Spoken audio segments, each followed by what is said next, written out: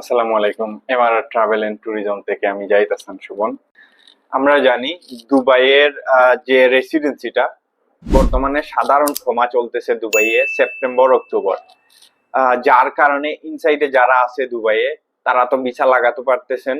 যারা অবৈধ আসিল এর আগে সেপ্টেম্বরের আগে, অথবা এবসকন্ডিং আসিল, অথবা ভিসা আসিল না যাদের, তারা শুধু ভিসা লাগাতে পারবেন। অন্যথায় সব ধরনের visa, tourist visa, employment visa, সব ধরনের ভিসা, মাল্টিপল এন্ট্রি ভিসা, দুবাইয়ের সব ধরনের ভিসা টোটালি ক্লোজ আছে, বন্ধ আছে।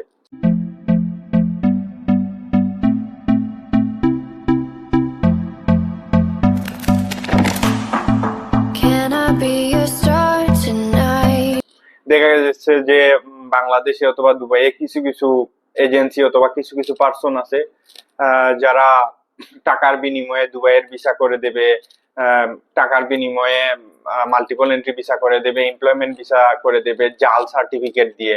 এরকম বাউতাবাজি করে বিভিন্ন পর্যায়ে বাউতাবাজি করে 2 নম্বরই করতেছে। এগুলা থেকে আমার সাজেশন, আপনারা কেয়ারফুল থাকবেন। আর দুবাইয়ের এমপ্লয়মেন্ট ভিসা বর্তমানে টোটালি সব ধরনের ভিসা বন্ধ, শুধু একটা ভিসা খোলা আছে, যেটা হচ্ছে যদি আপনার মিনিমাম গ্রাজুয়েশন থাকে, আপনি যদি হনার্স অথবা ডিগ্রি পাস থাকেন, তো 4 বছরের যে গ্রাজুয়েশন আছে আপনার, এটা যদি পাস থাকেন, সেক্ষেত্রে আপনি দুবাইয়ের এমপ্লয়মেন্ট ভিসা অবটেইন করতে পারবেন উইথ অ্যাটাস্টেশন। লাইক দেখা গেছে যে এই সার্টিফিকেট থাকলে বাংলাদেশের ফরেন মিনিস্ট্রি, শিক্ষা বোর্ড, এখানের মফা, দুবাইয়ের মফা অ্যাটাস্টেশন দিয়ে তারপর যদি আপনি দুবাইয়ের এমপ্লয়মেন্ট ভিসা অ্যাপ্লাই করেন, সেক্ষেত্রে আপনার ভিসাটা হওয়ার পসিবিলিটি আছে, অ্যাকচুয়ালি হবে। আদারওয়াইজ অন্যথায় অনেক অনেক এজেন্সি আছে, অনেক অনেক পার্সন আছে যারা ভুয়া সার্টিফিকেট, জাল সার্টিফিকেট বানিয়ে ভিসার জন্য অ্যাপ্লাই করে। অনেক সময় হয়, অনেক সময় হয় না। এন্ট্রি পারমিটে অনেক সময় প্রবলেম হয়, দুবাইয়ের গভর্নমেন্ট এন্ট্রি পারমিট দেয় না, আসার পরে অনেক সময় অনেক প্রবলেম হয়।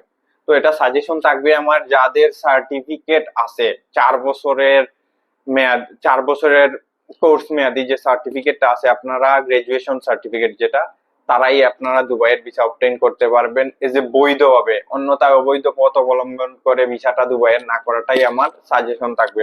পরবর্তী আপডেট না পাওয়া পর্যন্ত দুবাইয়ের ভিসাটার জন্য না দেওয়াই আপনাদের জন্য বেটার হবে। ধন্যবাদ সবাইকে। আসসালামু আলাইকুম।